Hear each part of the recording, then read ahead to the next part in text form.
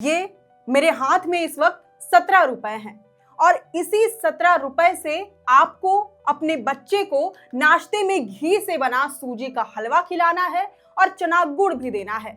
इसी 17 रुपए के अंदर आपको अपने बच्चे को खाने में दाल, भात, सब्जी और उबला हुआ अंडा भी खिलाना है। चलिए 6 रुपए का अंडा आपको हाथ में मिल जाता है। बाकी बचे 11 रुपए में ही आपको अपने बच्चे को घी से बना हलवा, चना, गुड़, दाल, भात, सब्जी खिलानी है। क्या ये संभव है?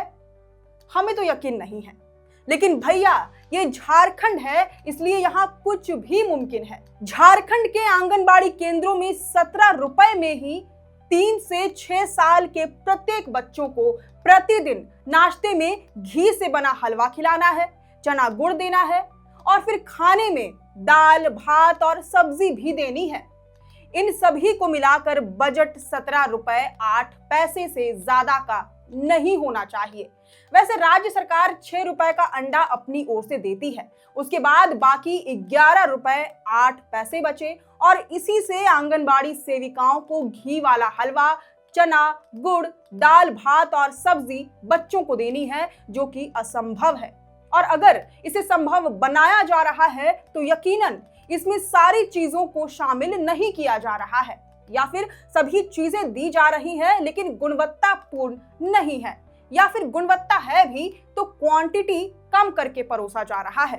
तीनों ही केसेस में पूरी संभावना है कि बच्चों को जरूरत के मुताबिक पोषण नहीं मिल रहा है। दरअसल ये मुद्दा है आंगनबाड़ी केंद्रों में किए जा रहे प्रत्येक बच्चों के भोजन पर खर्चे का, और इन खर्चों पर सवाल खड़ा किया है दैनिक भास्कर अखबार ने। झारखंड के आंगनबाड़ी केंद्रों के भरोसे रहने वाले अधिकतर बच्चे गरीब और आदिवासी होते हैं। हालांकि इसका कोई लिखित डेटा उपलब्ध है या नहीं ये तो हमें मालूम नहीं, लेकिन अगर आप खुद कभी किसी आंगनबाड़ी केंद्र का मुआयना करने जाएंगे तो डेटा खुद आपके हाथ में होगा। आपको मालूम चलेगा कि आदिवासी बहुल राज्य के तौर पर जिस झारखंड का निर्माण हुआ था, आज वहां आदिवासी बच्चे ही सबसे ज्यादा कुपोषित हैं। ऐसा इसलिए क्योंकि सरकार इन बच्चों के खान पान पर ठीक से खर्च नहीं करती। इसका जीता जागता उदाहरण अब हम सबके सामने है। यह है दैनिक भास्कर की रिपोर्ट, जो आंगनबाड़ी केंद्रों में पलने वाले बच्चों के आहार पर होने वाले खर्च की बदहाली को बयां करती है। रिपोर्ट के अनुसार नियम कहता है कि प्रतिदिन 3 से 6 साल के हर एक बच्चे पर केवल 17 रुपए 8 पैसे ही खर्च करने हैं। इसी पैसे में आंगनबाड़ी सेविकाओं को घी से बना हलवा, चना, गुड़, दाल, भात, सब्जी और उबला हुआ अंडा उपलब्ध कराना है।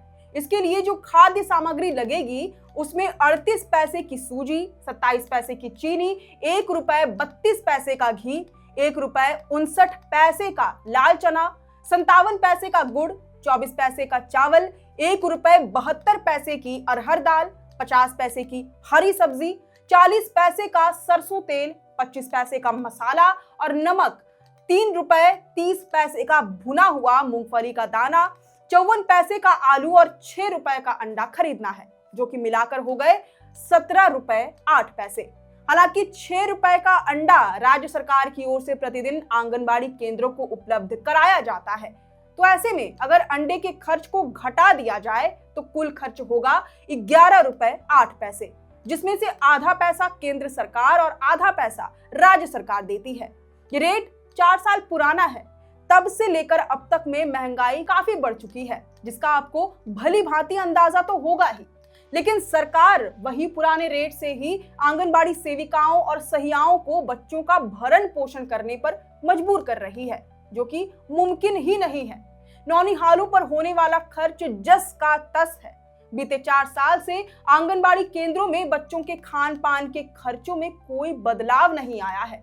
इस बात से आंगनबाड़ी सेविकाएं भी परेशान हैं। उनका कहना है कि रोज बच्चों को खिलाते हुए लाइव फोटो भेजनी होती है केंद्र के पोर्टल पर। जब तक लाइव फोटो अपलोड नहीं होगा तब तक अटेंडेंस सही नहीं माना जाता। आंगनबाड़ी केंद्रों को केवल चावल, गैस, चूल्हा और सिलेंडर ही सरकार द्वारा मुफ्त में उपलब्ध कराया जाता है, और तो और उन्हें उनके पैसे समय पर भी नहीं मिलते। दरअसल आंगनबाड़ी सेविकाएं उधार पर सामान खरीदती हैं। फिर 2 से 3 महीने बाद उन्हें पैसों का भुगतान होता है। कई दफा तो उन्हें अपने बकाए पैसों के लिए आंदोलन और धरना प्रदर्शन पर भी उतरना पड़ता है।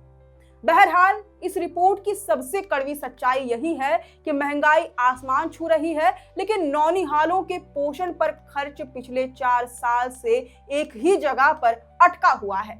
सवाल यह है कि क्या सचमुच 11 रुपए 8 पैसे में बच्चों को घी का हलवा, चना गुड़, दाल भात, सब्जी और अंडा जैसे पौष्टिक आहार उपलब्ध करा सकते हैं? अगर जवाब नहीं है, तो फिर सरकार किस तर्क से ये दावा करती है कि आंगनबाड़ी बच्चों को पोषण दे रहे हैं? असलियत यही है कि झारखंड में आज भी सबसे ज्यादा कुपोषित वही बच्चे हैं जिन्हें इन योजनाओं का सबसे ज्यादा सहारा होना चाहिए था। खैर, अब इस पूरी रिपोर्ट पर आपकी क्या राय है, ये हमें कमेंट करके जरूर बताएं। अगर आपको ये पूरी जानकारी पसंद आई हो तो इस वीडियो को जरूर से लाइक और शेयर करें। हमारे चैनल लोकतंत्र 19 को यूट्यूब, फेसबुक, इंस्टाग्राम समेत सभी डिजिटल प्लेटफॉर्म्स पर जरूर से फॉलो करें। फिलहाल लेते हैं अलविदा।